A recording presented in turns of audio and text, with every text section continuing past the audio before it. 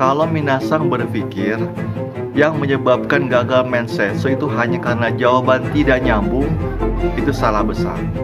Ternyata masih ada 10 poin yang bisa menyebabkan gagal dalam wawancara. Apa saja itu? Simak sampai selesai hanya di Devan TV. Oke, let's go. Okay, let's go.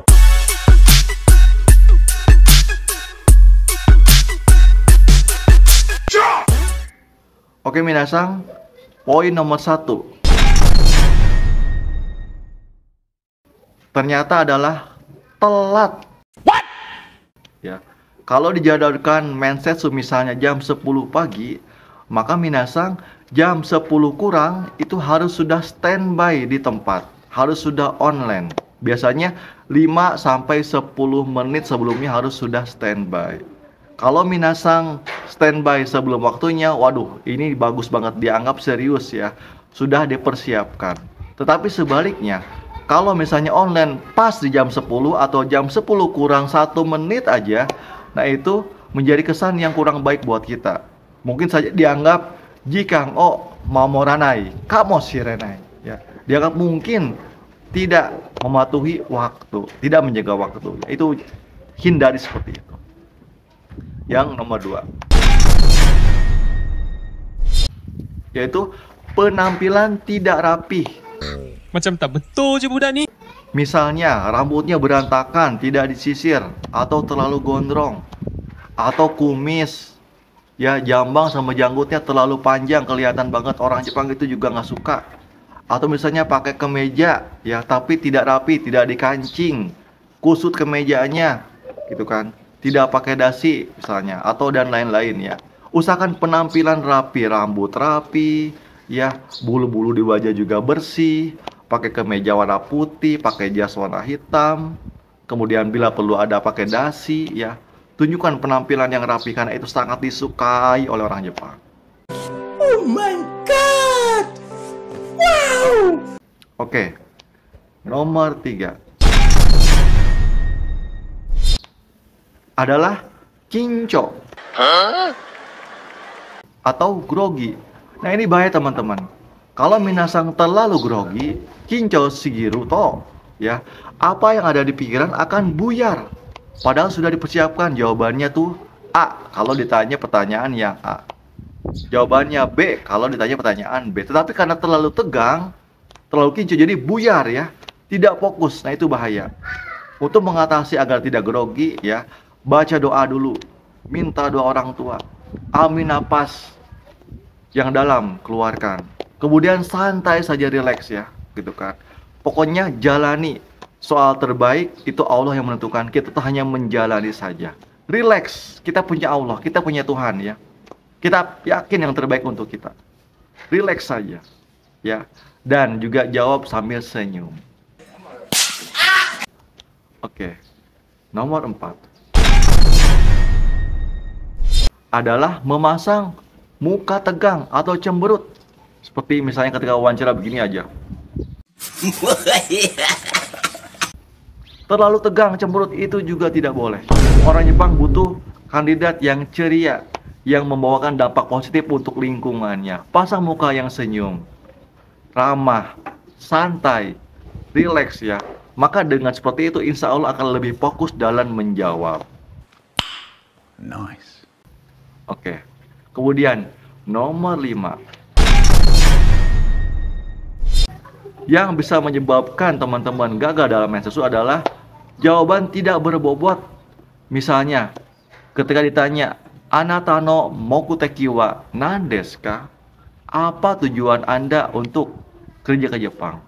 Bisa jawabannya tuh karena ingin bekerja di Jepang, atau karena ingin membahagiakan orang tua, ya, atau ingin menabung. Itu jawaban benar, tetapi kurang berbobot, ya. Berilah jawaban yang visional, ya, visioner, yang ada wujudnya. Misalnya tujuan saya bekerja di Jepang adalah karena saya ingin belajar bagaimana caranya membuat bento yang baik dan enak ala Jepang. Kemudian tujuan yang lain misalnya karena saya ingin bekerja sambil belajar dan mendapatkan N1 di Jepang.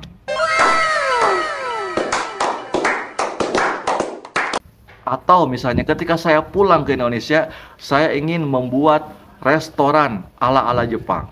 Nah, itu kan lebih visioner, ya, lebih jelas, tervisualisasi. Orang Jepang tuh suka jawaban yang berbobot seperti itu. Jangan yang ngambang. Contohnya lagi yang lain, ditanya, Nyong de donokurai shigoto shitain desu ka?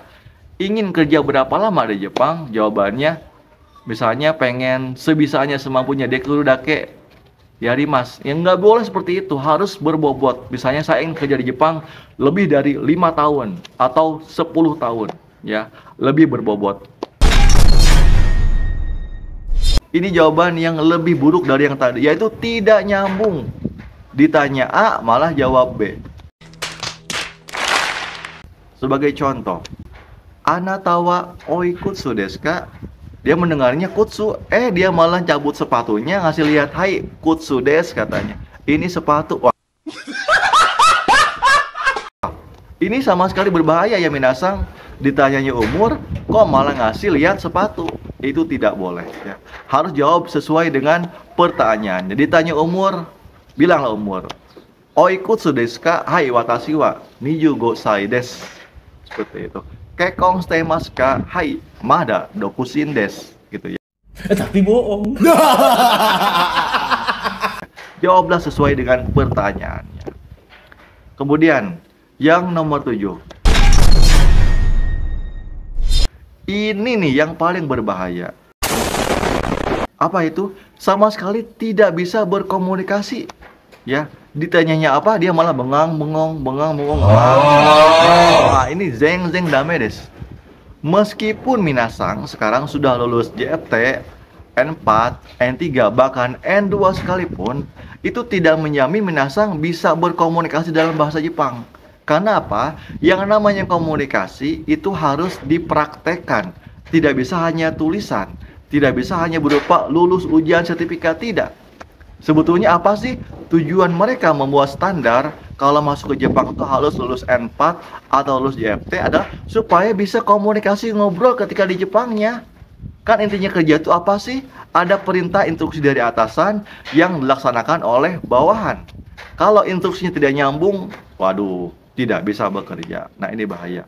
Maka dari itu minasang harus sering latihan ya bersama senseinya atau dengan teman yang bisa bahasa Jepang. Tidak bisa belajar full dari online saja, harus ada praktek komunikasi. Ini ya yang perlu. Yuk ambil kelas Kaiwa bersama Devan Sensei. Kemudian yang nomor 8. Ternyata ketika teman-teman tidak mempelajari perusahaan yang akan kita wawancara, itu juga bisa menjadi nilai yang jelek ya. Misalnya perusahaannya itu adalah perusahaan di bidang konstruksi bangunan ya. Nah, ketika kita wawancara, cobalah ketika diberikan pertanyaan, kesempatan untuk bertanya, bertanyalah misalnya yang paling sibuk gitu kan dalam konstruksi itu di bagian apanya? Apakah di pemasangan konstruksi bawah, apakah di pemasangan atap, bangunan, seperti itu. Yang paling capek yang bagian mana gitu ya. Pokoknya tanya sesuai dengan perusahaannya. Seandainya perusahaannya itu bergerak di bidang makanan, produksi makanan, misalnya katakanlah membuat snack gitu kan. Tanyakan misalnya di dalam pabrik ini ya, Ichiban Ninki Monowa yang paling terkenal, yang paling laku terjualnya itu apa? Dan boleh tahu alasannya kenapa. Nah, jadi ketika minasang bertanya tentang sesuatu dari perusahaannya, itu minasang dianggap benar-benar mempelajari dan serius dalam bekerja. Waduh, ini anak sudah melakukan riset terlebih dahulu nih. Nah, ini menjadi nilai plus buat kita ya. Tanyakan sesuatu atau yang berkaitan dengan perusahaan yang minasang akan lamar tersebut. Itu menjadi nilai plus. Yaitu ketika minasang wawancara atau mensetsu, minasang kan sudah pasti ya di sesi akhir itu akan dikasih kesempatan untuk bertanya. Boleh bertanya, tetapi ada beberapa yang tidak boleh ditanyakan. Misalnya adalah nanyakan soal gaji. Oh, hell no. Nah, ini zeng ikemaseng. Tidak boleh nanya gaji pada saat wawancara. Kalau mau tanya soal gaji, tanyakanlah kepada TSK tempat minasang melamar ya. Kalau sama perusahaan jangan tanyakan soal gaji ya, karena itu mungkin akan menjadi nilai negatif ya buat minasang.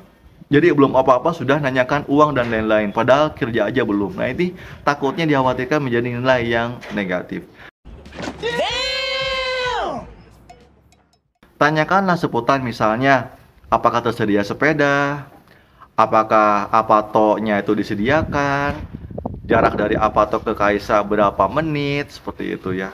Atau misalnya produk yang paling lakunya apa, apakah ada lemburan, ya yang paling sibuknya itu di bulan berapa, seperti itu. Jangan tanyakan soal uang. Oke? Kemudian yang nomor 10. Nah, ini dia terakhir ya, yang poin minasang harus tetap jaga, yaitu apa? Ada gangguan teknis, yaitu misalnya ketika mensetsu tiba-tiba baterainya mati, HP-nya mati, habis baterai. Yang kedua, misalnya karena kuotanya habis atau wifi-nya tiba-tiba nge-lag atau tidak jalan. Atau yang selanjutnya, mati lampu ya. Nah ini, kesalahan teknis seperti ini akan mengganggu pada saat mensetsu dan juga menjadi nilai yang tidak baik untuk kita. Maka dari itu sebelum mensetsu pastikan baterainya penuh, kuotanya ada, listriknya juga aman. Nah seperti itu ya minasang. Itulah 10 poin yang mungkin saja menyebabkan minasang gagal dalam mensetsu. Maka dari itu harus dihindari. Oke minasang, sekian tips dari kita, mudah-mudahan ada bermanfaat. Kurangnya saya mohon maaf dan mohon untuk like, komen, dan subscribe ya, agar tidak ketinggalan info yang lain. Please bantu 1000 subscribe. Oke, terima kasih. Sampai ketemu lagi di konten selanjutnya. Wassalamualaikum warahmatullahi wabarakatuh. Otsukare sama desu.